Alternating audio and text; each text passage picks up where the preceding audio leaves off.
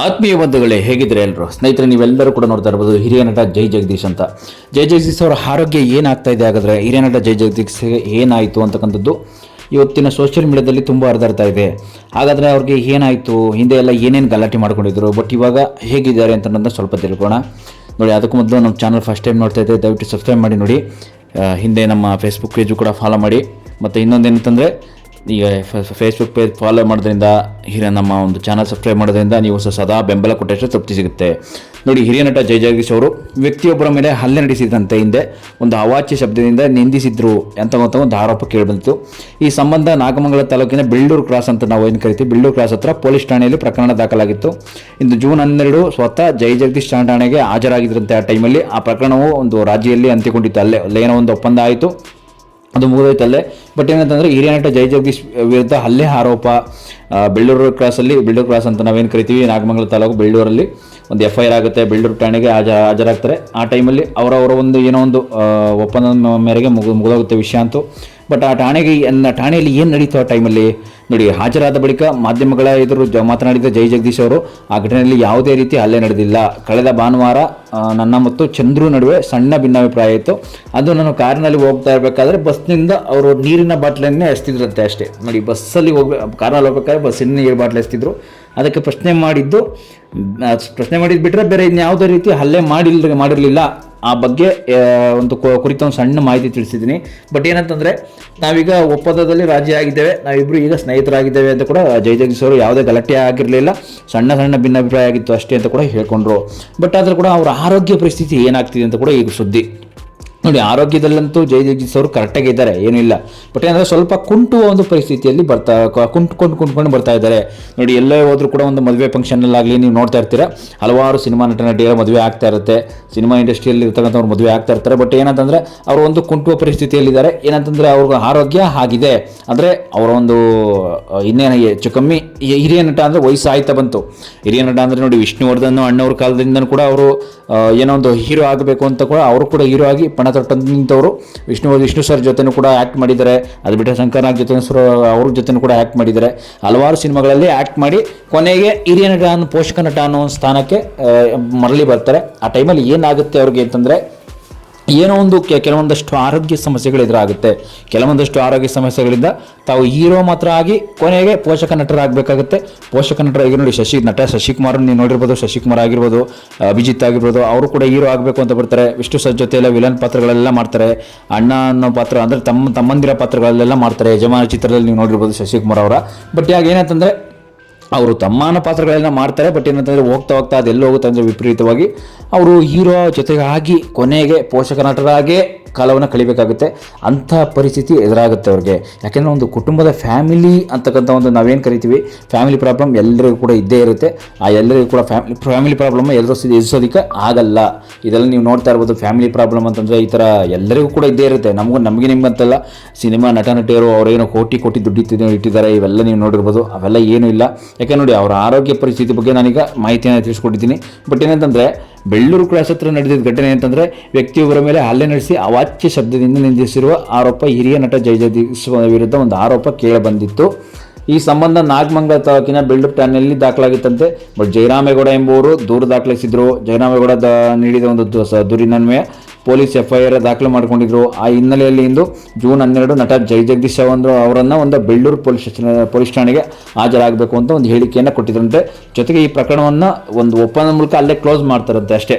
ಒಂದು ಒಪ್ಪಂದ ಏನೋ ಒಂದು ನನ್ನ ನಡುವೆ ಏನೋ ಒಪ್ಪಂದ ಆಗೋಗ್ಲಿ, ಸಾರಿ ಕೇಳ್ತೀನಿ ಅಂತ ಅಂದ್ಬಿಟ್ಟು ಕೂಡ ಏನೋ ನಂದೇ ತಪ್ಪಾಯಿತು ಅಂತ ಅಂದ್ಬಿಟ್ಟು ಸಾರಿ ಕೇಳಿ ಅಲ್ಲೇ ಬಿಟ್ಬಿಡ್ತಾರೆ, ಅದನ್ನು ಅಲ್ಲೇ ಒಪ್ಪಂದ ಕೈ ಬಿಡ್ತಾರೆ. ಬಟ್ ಆತ ಬಾಟಲಿಯನ್ನು ಕಾರಿನ ಮೇಲೆ ಎಸ್ತಿದ್ದಂತೆ. ಅಂದರೆ ಎಣ್ಣೆ ಕೊಡ್ಬಿಟ್ಟು ಇಲ್ಲ ವಾಟರ್ ಬಾಟ್ಲು ಕೊಡ್ಬಿಟ್ಟು ಕಾರ್ ಮೇಲೆ ಎಸ್ತಿದ್ದೆ. ಅದಕ್ಕೆ ಅವರು ಕೋಪ ಬಂದು ನಾನು ಪ್ರಶ್ನೆ ಮಾಡಿದೆ. ಆ ವೇಳೆ ಆತ ಅವಾಚ್ಯ ಶಬ್ದಗಳಿಂದ ನಿಂತಿಸ್ತಾ ಇದ್ದ. ಅಂದರೆ ಅವಾಚ್ಯ ಶಬ್ದ ಅಂತಂದರೆ, ಏನೀಗ ನಾನು ಎಸ್ತೆ, ಏನೀಗ ಏನು ಮಾಡ್ಕೋತೀಯ, ಏನು ಕಿತ್ಕೋತೀಯ, ಈ ರೀತಿ ಎಲ್ಲ ಶಬ್ದಗಳಿಂದ ನಿಂದಿಸ್ತಾ ಇದ್ರಿಂದ ಟೋಲ್ ಬಳಿ ಗಲಾಟೆ ಆಗಿದ್ದಂತೂ ನಿಜ ಅಂತ ಕೂಡ ಹೇಳಿಕೊಂಡ್ರು. ಈ ಪ್ರಕರಣದಲ್ಲಿ ನನ್ನದು ಏನು ತಪ್ಪಿಲ್ಲ, ನಾನು ಯಾರ ಮೇಲೂ ಹಲ್ಲೆ ಮಾಡಿಲ್ಲ ಅಂತ ಕೂಡ ಒಂದು ನಡೆದಿರ್ತಕ್ಕಂಥ ಸಣ್ಣ ಘಟನೆ, ಅದಕ್ಕೆ ರೆಕ್ಕೆ ಪುಕ್ಕ ಕಟ್ಟಲಾಗಿದೆ ಅಂತ ಕೂಡ ಈ ಘಟನೆಯಿಂದ ಯಾರಿದ್ದಾರೋ ನನಗೂ ಗೊತ್ತಿಲ್ಲ, ಏನೋ ರೆಕ್ಕೆ ಪುಕ್ಕವನ್ನು ಕಟ್ಕೊಂಡು ಬರ್ತಾ ಇದ್ದಾರೆ ಹಿಂದೆ ಎಲ್ಲ ಅಂತ ಕೂಡ ಒಂದು ಮಾಹಿತಿ ಕೇಳಿ ಬಂತು. ಬಟ್ ಜೂನ್ 5ರಂದು ಬೆಳ್ಳೂರು ಸಮೀಪ ಜೈ ಜಗದೀಶ್ ಕಾರಿನಲ್ಲಿ ಹೋಗ್ತಿದ್ರಂತೆ. ಅದೇ ಸಮಯಕ್ಕೆ ಬಸ್ನಲ್ಲಿ ಪ್ರಯಾಣಿಸುತ್ತಿದ್ದ ವ್ಯಕ್ತಿಯೊಬ್ಬರು ತಮ್ಮ ಕಾರಿನ ಮೇಲೆ ಬಾಟಲಿ ಎಸೆದಿದ್ದಕ್ಕಾಗಿ ಜೈ ಜಗದೀಶ್ ಜಗಳ ಮಾಡ್ತಿದ್ರಂತೆ ಎಂಬ ಒಂದು ಆರೋಪ ಕೇಳಿಬಂತು. ಬಸ್ಸಿನ ಬಳಿ ಬಂದು ಬಾಟ್ಲಿಯನ್ನು ಎಸೆದ ಮೇಲೆ ವ್ಯಕ್ತಿಯ ಮೇಲೆ ಜೈ ಜಗದೀಶ್ ಹಲ್ಲೆ ನಡೆಸಿದ್ದಾರೆ. ಬಸ್ಸಿನಿಂದ ಯಾಕೆ ಬಾಟ್ಲಿ ಎಸೆದಿದೆಯಾ ಅಂತ ಒಂದು ಪ್ರಶ್ನೆ ಕೆಟ್ಟ ಶಬ್ದಗಳಿಂದ ಬೈದದ್ದು ಅಲ್ಲದೆ ಹಲ್ಲೆ ನಡೆಸಿದ್ದಾರೆ ಎಂದು ದೂರಿನಲ್ಲಿ ಹೇಳಲಾಗಿತ್ತು. ಜಯರಾಮೇಗೌಡ ಎಂಬುವರನ್ನ ದೂರು ನೀಡಿದ್ರಂತೆ. ಪ್ರಕರಣಕ್ಕೆ ಸಂಬಂಧಿಸಿದಂತೆ ಪೊಲೀಸರು ದೂರು ದಾಖಲಿಸಿಕೊಂಡಂತೆ FIR ಹಾಕಿದ್ರಂತೆ. ಆ ಟೈಮಲ್ಲಿ ಹಿನ್ನೆಲೆಯಲ್ಲಿ ಇಂದು ಜೂನ್ 12ರಂದು ಜೈ ಜಗದೀಶ್ ಅವರು ಸ್ಟೇಷನ್ಗೆ ಹೋಗಿ ಹಾಜರಾಗಬೇಕಾಯಿತು ಅಂತ ಕೂಡ ಒಂದು ವಿಷಯ ಕೇಳಿಬಂತು. ಕೊನೆಗೆ ನೋಡಿ ಬಿಗ್ ಬಾಸ್ ಕೂಡ ಹೋಗಿ ಬಂದಿದ್ದರು ಜೈ ಜಗದೀಶ್ ಅವರು. ಬಟ್ ಬಿಗ್ ಬಾಸ್ನಲ್ಲಿ ಅವರು ಹೇಳಿರ್ತಕ್ಕಂಥ ಒಂದು ಹೇಳಿಕೆ, ಅಲ್ಲೂ ಕೂಡ ಏನೋ ಒಂದು ಚೆನ್ನಾಗಿ ಆಡಿದೆ, ಬಟ್ ಆದರೂ ಕೂಡ ಗೆಲ್ಲೋದಕ್ಕೆ ಆಗಲಿಲ್ಲ ಅಂತ ಕೂಡ ಹೇಳ್ಕೊಂಡ್ರು. ಅಂದರೆ ಬಿಗ್ ಬಾಸ್ ಕೂಡ ಆಯ್ಕೆಯಾಗಿದ್ರು. ಕೊನೆ ಎಷ್ಟೊಂದು ಎಪಿಸೋಡ್ಗಳನ್ನ ಬಿಗ್ ಬಾಸಲ್ಲಿ ಮುಗಿಸ್ಕೊಂಡು ಬಂದಿದ್ರು. ಜೊತೆಗೆ ನೋಡಿ ಅಣ್ಣವ್ರ ಜೊತೆ ಕಾಲದಿಂದ ಹಿಡಿದು ನಮ್ಮ ಶಂಕರಣ್ಣ ಅವ್ರ ಜೊತೆ, ಅದ್ರ ಜೊತೆಗೆ ನಮ್ಮ ವಿಷ್ಣುದಾದವ್ರ ಜೊತೆಗೆ ತುಂಬ ಸಿನಿಮಾಗಳನ್ನ ನಡೆಸಿದ್ದಾರೆ ಜೈ ಜಗದೀಶ್ ಅವರು. ಏನಂತಂದರೆ ತುಂಬ ಸಿನಿಮಾಗಳು ಅಂತಂದರೆ ಅಂಥವರು ಒಂದು ಜೊತೆಯಲ್ಲಿ ಸಿನಿಮಾ ಮಾಡೋದು ಅಂತಂದರೆ ತುಂಬ ಕಷ್ಟ. ಯಾಕೆಂದರೆ ಎಷ್ಟೋ ಜನ ನಾನು ಹೀರೋನೇ ಆಗಬೇಕು ಅಂತ ಕೂಡ ಕಾಯ್ತಾ ಇರ್ತಾರೆ. ಬಟ್ ಹೀರೋ ಆಗೋದಕ್ಕೆ ಅಷ್ಟು ಈಸಿ ಅಲ್ಲ.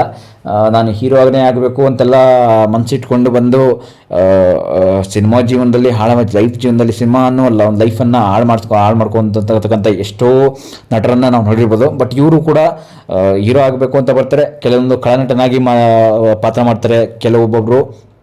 ಕೆಲವೊಬ್ಬರ ಜೊತೆ ಏನಂತಂದರೆ ತಮ್ಮ ಒಂದು ಪರ್ಸ್ನಲ್ ವ್ಯವಹಾರ ಏನಿರುತ್ತೆ ಅದ್ರ ಜೊತೆಗೂ ಕೂಡ ಕೈ ಜೋಡಿಸಿ ನಂತರ ಹೀರೋನು ಕೂಡ ನಟನಾಗಿ, ಅಂದರೆ ಒಬ್ಬ ನಾಯಕ ನಟನಾಗಿ ಕೂಡ ಅಭಿನಯಿಸ್ತಾರೆ. ಮುಂದೆ ಹೋಗ್ತಾ ಅದು ಎಲ್ಲಿ ಹೋಗುತ್ತೆ ಅಂತಕ್ಕಂಥದ್ದು ಯಾರಿಗೂ ಕೂಡ ಗೊತ್ತಾಗಲ್ಲ. ನೋಡಿ ಹೋಗ್ತಾ ಅವರು ಕೂಡ ಸಿನಿಮಾ ಜೀವನದಲ್ಲಿ ಕೆಲವೊಂದಷ್ಟು ಆರೋಗ್ಯಗಳನ್ನು ತಮ್ಮಲ್ಲಿರೋ ಒಂದು ಆರೋಗ್ಯ ಸಮಸ್ಯೆಗಳನ್ನು ಏರುಪೇರುಗಳನ್ನು ಒಂದು ಆರೋಗ್ಯ ಅಂತ ನೋಡಿ ಸಮಸ್ಯೆ ಎಲ್ರಿಗೂ ಬಂದೇ ಬರುತ್ತೆ, ನಮಗೆ ನಿಮ್ಗಂತಲ್ಲ. ಅವ್ರಿಗೂ ಕೂಡ ಆರೋಗ್ಯ ಸಮಸ್ಯೆ ಬಂದೇ ಬರುತ್ತೆ. ಏನಂತಂದರೆ ಅವರು ಒಂದು ಕುಂತ್ಕೊಂಡು ಹೋಗೋ ಒಂದು ಪರಿಸ್ಥಿತಿಯನ್ನು ನೀವು ಕೆಲವೊಂದಷ್ಟು ಅವರು ಮದುವೆಗಳಲ್ಲಿ ಕೆಲವು ಕಾರ್ಯಕ್ರಮಗಳಲ್ಲಿ ನೀವು ನೋಡಿರ್ಬೋದು. ಬಟ್ ಅಷ್ಟೇ, ಬೇರೆ ಇನ್ನೇನಿಲ್ಲ. ಆ ರೀತಿ ಆಗಿರುತ್ತೆ. ಕುಂತ್ಕೊಂಡು ಹೋಗ್ತಾ ಇದ್ದ ಒಂದು ಸಣ್ಣ ಒಂದು ಘಟನೆ ಇವತ್ತು ಜೈ ಜಗದೀಶ್ ಅವ್ರಿಗೆ. ಬಟ್ ಈಗ ಈ ರೀತಿ ವಿಷಯಗಳನ್ನ ಹೊರದಾಡೋಗೆ ಮಾಡಿದೆ. ಬಟ್ ಅಷ್ಟೇ ನೋಡಿ, ಅವರ ಆರೋಗ್ಯ ಅಂತೂ ಪರವಾಗಿಲ್ಲ, ಏನೋ ಒಂದು ಚೆನ್ನಾಗೇ ಇದೆ. ಬಟ್ ಹಿರಿಯ ನಟ ಜೈ ಜಗದೀಶ್ ಅವರ ಒಂದು ಆರೋಗ್ಯದ ಕುರಿತು ಇತ್ತೀಚಿನ ಮಾಹಿತಿ ಕರೆಕ್ಟಾಗಿ ಲಭ್ಯ ಸಿಗ್ತಾ ಇಲ್ಲ. ಬಟ್ ಇತ್ತೀಚಿನ ಸುದ್ದಿಗಳ ಪ್ರಕಾರ 2026ರಲ್ಲಿ ಅವರು ಚೆನ್ನಾಗೇ ಇದ್ದಾರೆ ನೋಡಿ, ಚಲನಚಿತ್ರ ಕಾರ್ಯಕ್ರಮಗಳಲ್ಲಿ ಭಾಗವಹಿಸ್ತಾ ಇದ್ದಾರೆ. ಬಟ್ ಆರೋಗ್ಯ ಅಂತಂತೂ ತುಂಬ ಆರೋಗ್ಯ ಚೆನ್ನಾಗೇ ಇದೆ. ಇತ್ತೀಚೆಗೆ ನಟ ಆದಿತ್ಯ ಅವರು ಟೆರರ್ ಅನ್ನೋ ಚಿತ್ರದಲ್ಲಿ ಕೂಡ ಲಾಂಚ್ ಮಾಡಿದ್ರಂತೆ ಅವರು. ಬಟ್ ಇತ್ತೀಚಿನ ಚಟುವಟಿಕೆ 2025ರ ಮಾರ್ಚ್ನಲ್ಲಿ ಜೈ ಜಗದೀಶ್ ಮತ್ತು ಅವರ ವಿಜಯಲಕ್ಷ್ಮಿ ಸಿಂಗ್ ತಮ್ಮ ಹುಟ್ಟೂರಿನಲ್ಲಿ ಭೂತಕೋಲ ಆರಾಧನೆಯಲ್ಲಿ ಭಾಗವಹಿಸಿದಂತೆ ಗಮನಿಸಿ. ಕೆಲವೊಮ್ಮೆ ಸಾಮಾಜಿಕ ಜಾಲತಾಣಗಳಲ್ಲಿ ಸುಳ್ಳು ಸುದ್ದಿಗಳನ್ನು ಹಬ್ಬಿಸ್ತಾರೆ. ಬಟ್ ಏನಂತಂದರೆ ಜೈ ಜಗದೀಶ್ ಅವರ ಒಂದು ಆರೋಗ್ಯ ಅಂತೂ ತುಂಬ ಚೆನ್ನಾಗೇ ಇದೆ. ಅಂಥದ್ದು ಕೂಡ ಏನು ಹದಗೆಟ್ಟಿಲ್ಲ. ಯಾಕೆಂದರೆ ಕೆಲವೊಂದಷ್ಟು ಸುಳ್ಳು ಸುದ್ದಿಗಳನ್ನು ಹಬ್ಸೋದನ್ನು ದಯವಿಟ್ಟು ಬಿಡಿ. ಯಾಕೆಂದರೆ ಸೋಷಿಯಲ್ ಮೀಡಿಯಾದಲ್ಲಿ ಇದೆ ಅಂತ ಅಂದ್ಬಿಟ್ಟು ಏನೇನೋ ಸುದ್ದಿಗಳನ್ನ ಹಬ್ಸಿದ್ರೆ ದಯವಿಟ್ಟು ಈ ರೀತಿ ಮಾಡೋಕ್ಕೆ ಹೋಗ್ಬಿಡಿ. ಯಾಕೆಂತಂದರೆ ಕೆಲವೊಂದಷ್ಟು ನಟರಿಗೆ ಏನೇನೋ ಹೆಸರುಗಳಿದೆ. ಯಾಕೆಂದರೆ ಅವ್ರ ಹೆಸರನ್ನು ದಯವಿಟ್ಟು ಹಾಳು ಮಾಡಬೇಡಿ. ಯಾಕೆಂದರೆ ನೋಡಿ, ಲಾಸ್ಟ್ ಟೈಮ್ ಕೂಡ ದೊಡ್ಡಣ್ಣ ಅವರ ಆರೋಗ್ಯ ಬಗ್ಗೆ ಇದೇ ರೀತಿ ಮಾತಾಡಿದರು. ಬಟ್ ಅದು ಸತ್ಯ ಆಗಿತ್ತು ಅಷ್ಟೇ. ದೊಡ್ಡ ನಟ, ನಾವು ಕಾಮಿಡಿ ನಟ ಅಂತ ಏನು ಕರಿತೀವಿ ದೊಡ್ಡಣ್ಣ ಅವರು ಕೂಡ ಒಂದು ಸಿನಿಮಾ ರಂಗದಲ್ಲಿ ಹೆಸರು ಮಾಡಿ ಕೊನೆಗೆ ಅವರ ಆರೋಗ್ಯ ತುಂಬ ಹದಗೆಟ್ಟಿದ್ದರಿಂದ ತುಂಬ ಒಂದು ಸುದ್ದಿ ಆಗಿತ್ತು, ದೊಡ್ಡ ಸುದ್ದಿ ಆಗಿತ್ತು. ಬಟ್ ಇತ್ತೀಚೆಗಂತೂ ಅವರು ತುಂಬ ಚೆನ್ನಾಗಿದ್ದಾರೆ, ಸುಧಾರಿಸ್ಕೊತಾ ಇದ್ದಾರೆ ಅಂತ ಕೂಡ ಹೇಳ್ಬೋದು. ಬಟ್ ಆದರೂ ಜೈ ಜಗದೀಶ್ ಅವರ ಒಂದು ಆರೋಗ್ಯ ಚೆನ್ನಾಗೇ ಇದೆ, ಏನೂ ಆಗಿಲ್ಲ ಅವ್ರಿಗೆ.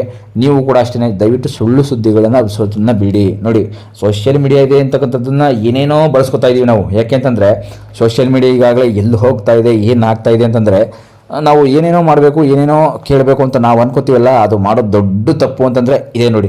ಯಾಕೆಂದರೆ ನೋಡಿ, ಸಿನಿಮಾ ಅಂತ ಬಂದಾಗ, ನಾವು ಸಿನಿಮಾ ರಂಗ ಅಂತ ಬಂದಾಗ ದಯವಿಟ್ಟು ಮಾಡೋ ದೊಡ್ಡ ತಪ್ಪನ್ನು ಮಾಡಬೇಡಿ. ಆರೋಗ್ಯ ಅಂತಕ್ಕಂಥದ್ದು ಎಲ್ಲರಿಗೂ ಕೂಡ ಒಂದೇ, ಆರೋಗ್ಯವೇ ಭಾಗ್ಯ ಅಂತ ಏನು ಕರಿತೀವಿ, ಅದೇ ರೀತಿ ಇವ್ರಿಗೂ ಕೂಡ ಆರೋಗ್ಯ ಚೆಂದಾಗೇ ಇದೆ. ದಯವಿಟ್ಟು ಸುಳ್ಳು ಸುದ್ದಿಗಳನ್ನು ಹಬ್ಸೋದನ್ನು ಬಿಡಿ. ನೋಡಿ, ಜೈ ಜಗದೀಶ್ ಅವರ ಒಂದು ಫ್ಯಾಮಿಲಿ ಫೋಟೋನು ಕೂಡ ನಾನು ನಿಮ್ಮ ಜೊತೆ ಶೇರ್ ಮಾಡ್ಕೊತಾ ಇದ್ದೀನಿ. ಅವ್ರ ಫ್ಯಾಮಿಲಿ ಆಗಲಿ, ಅವರ ಹೆಂಡತಿ ಮಕ್ಕಳು ಆಗಲಿ ತುಂಬ ಚೆನ್ನಾಗಿದ್ದಾರೆ ಅಂತ. ಅಂದರೆ ಇಂದಿನ ಹಳೆ ಕಾಲದ ಫೋಟೋ ಇದು. ಬಟ್ ಈಗಲೂ ಕೂಡ ದಯವಿಟ್ಟು ಅವರು ವಿಡಿಯೋಗಳ ಸಿನಿಮಾಗಳನ್ನು ನೋಡ್ತಾ ಇರಿ. Thank you.